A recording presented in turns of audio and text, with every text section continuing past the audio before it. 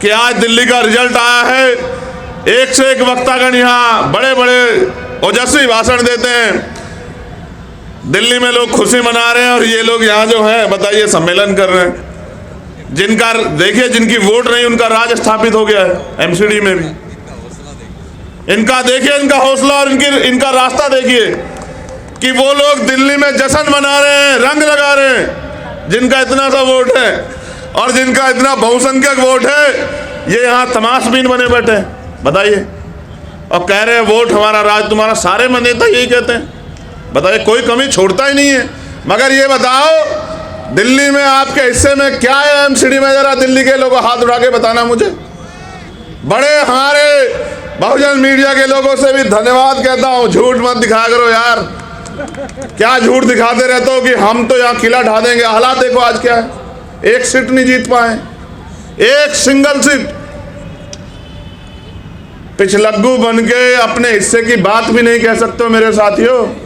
एक साहब ने कहने का प्रयास किया था तथागत बुद्ध के बारे में, बाबा साहब की प्रतिज्ञा के बारे में, देखो क्या हुआ। ये हालात सच यही है।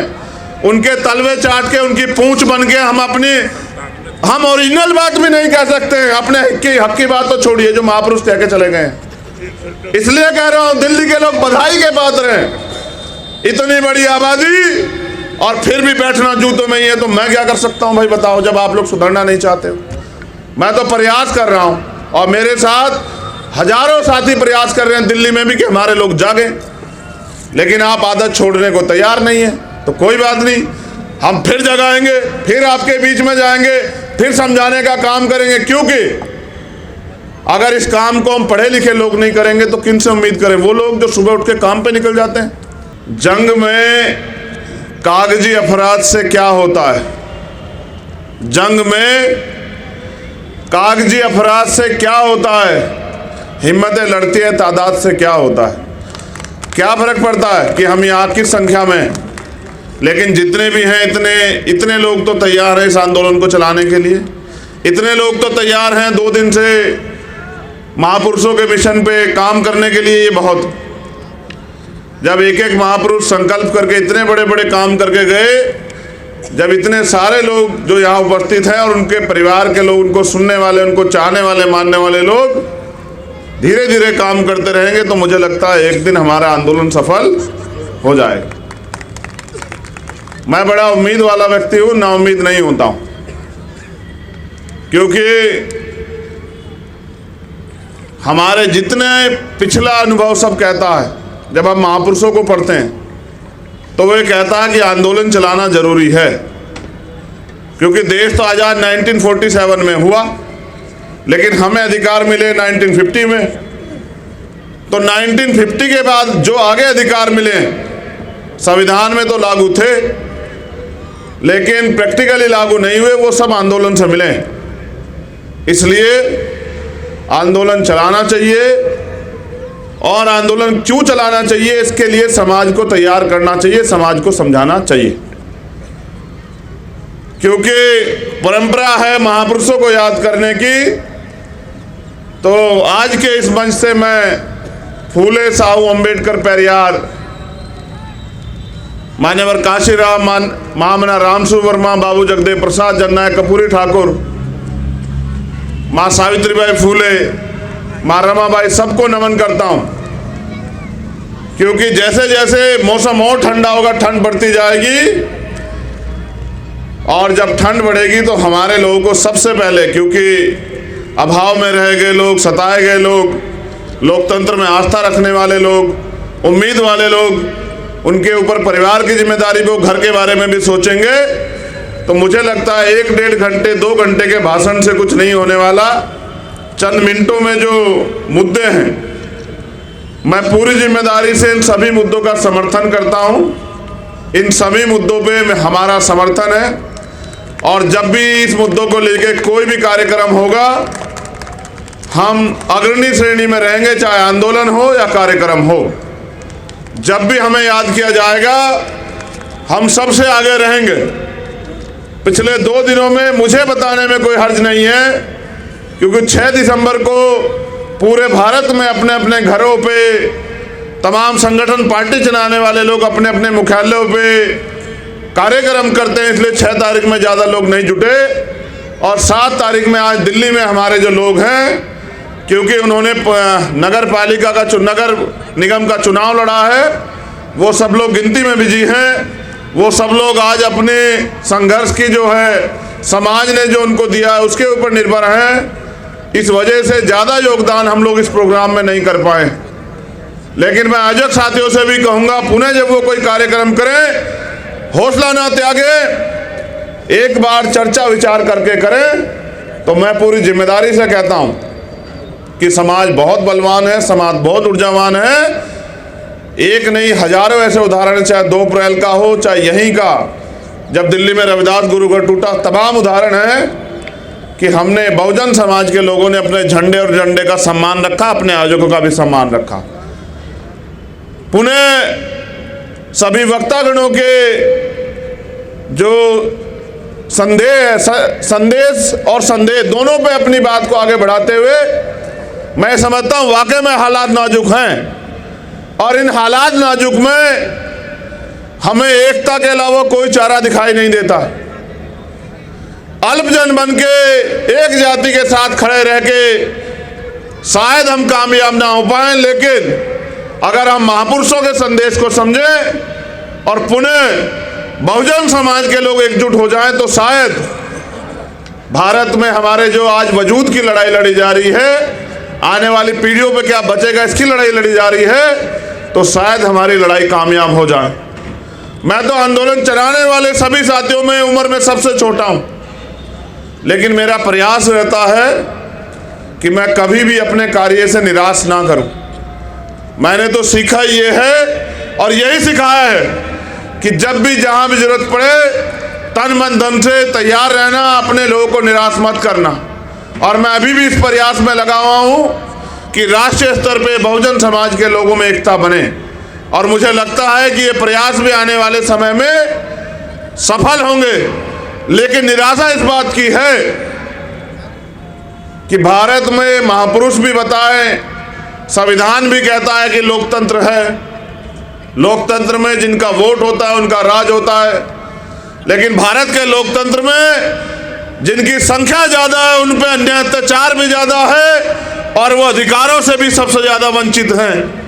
इस मंच पे ये नाम नहीं बैठे, विचार बैठे हैं, व्यक्ति नहीं बैठे, संदेश बैठे हैं। मैं इस मंच का पुनः सम्मान करता हूं, क्योंकि हम उम्मीद को रखने वाले लोग हैं, हमारे कंधों पे बड़ी जिम्मेदारी है। तो मैं आपसे ये अनुरोध करता हूं कि अपनी एकता को बना के रखिए।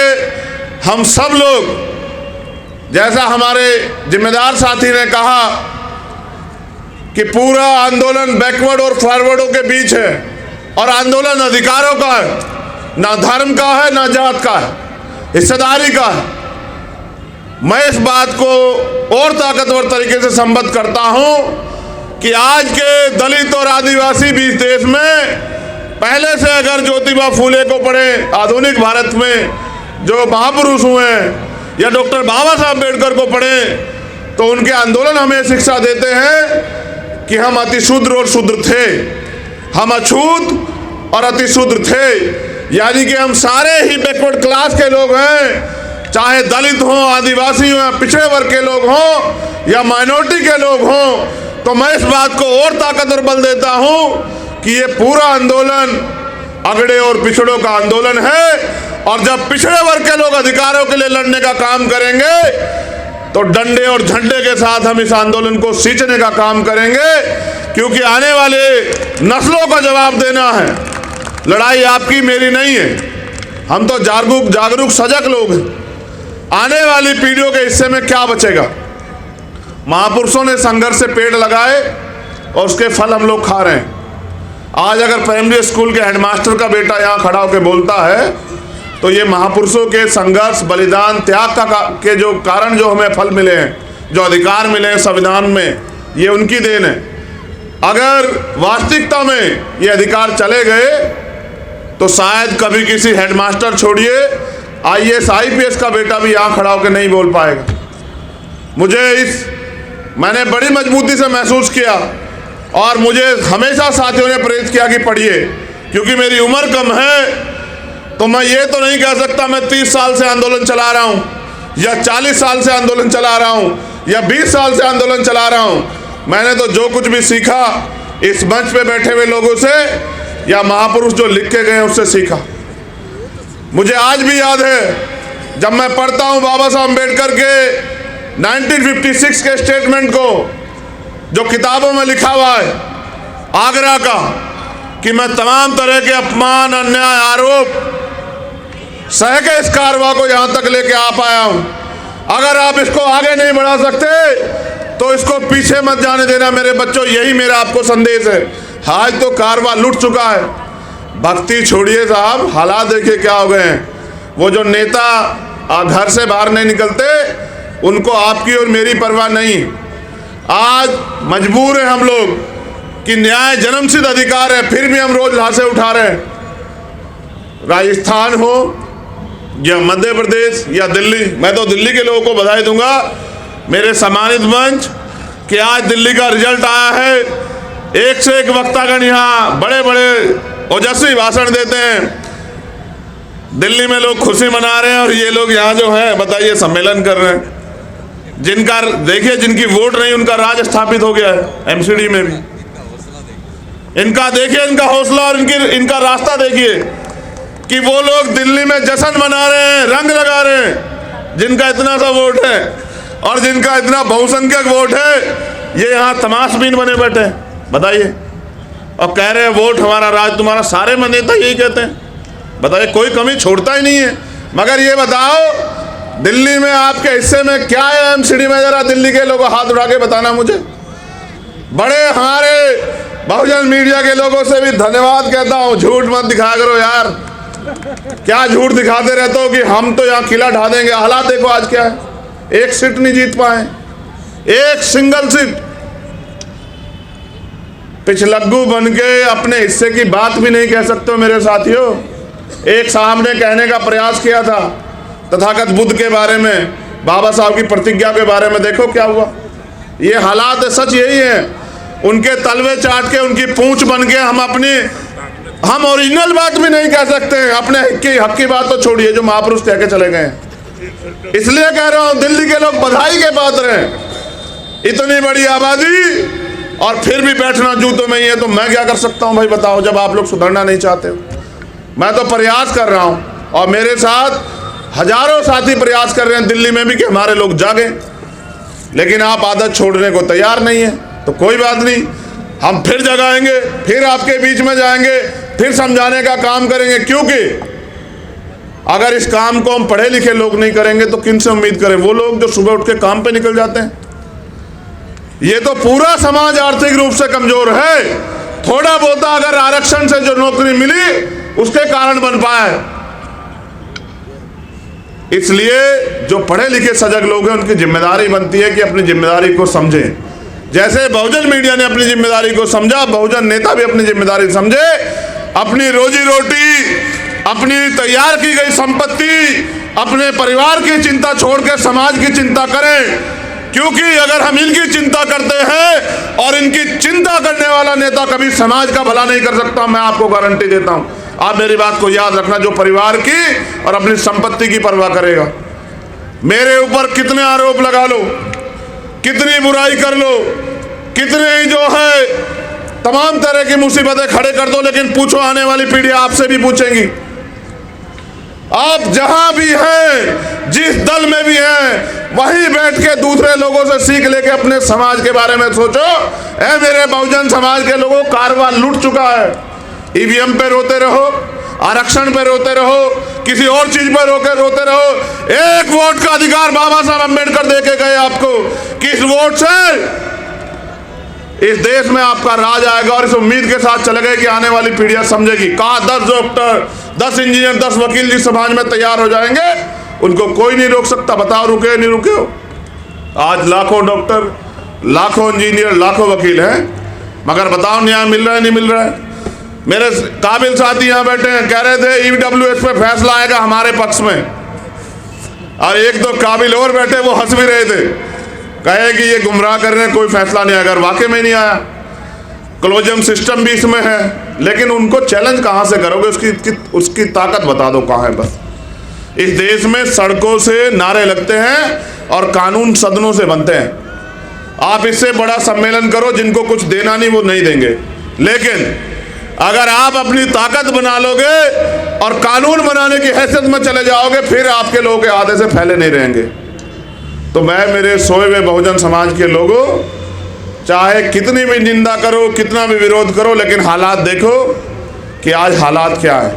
और मेरा पूरा भरोसा है कि बाबा साहब अम्बेडकर ने एक बात कही थी कि 21वीं सदी हमारी है, ये 21वीं सदी चल रही है, हम रहे ना रहें, आप उम्मीद रखो जो इधर बैठे हैं वो भी और जो इधर बैठे हैं वो भी, ये देश भी सलामत रहेगा,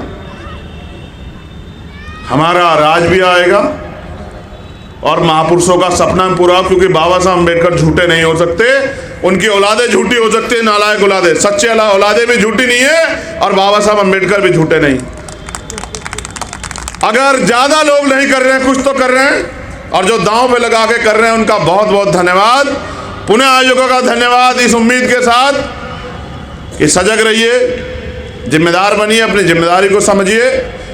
जो महापुरुषों के आंदोलन से आपको मिला है, उसके बाद आपकी जिम्मेदारी बनती है कि समाज की जिम्मेदारी भी आपकी है। पुनः फिर मुलाकात होगी। जय भीम,